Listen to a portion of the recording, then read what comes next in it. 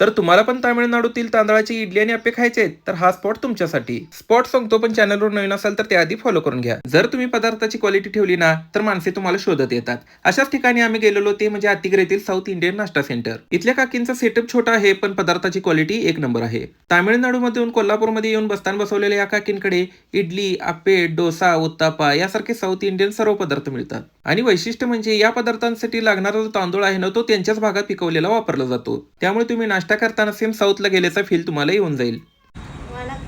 अहो काकी मला तुमची तिकडची भाषा येत नाही, मराठीतून बोला तुम्ही. बर बर मराठीतच बोलतात. कधीपासून आहे इकडे तुम्ही? 30 वर्ष झाले ते. तुमच्या इथे काय काय मिळते? इडली, वडा, डोसा, उत्तापा, आप्पे. तिकडचंच तांदूळ वापरताय ना?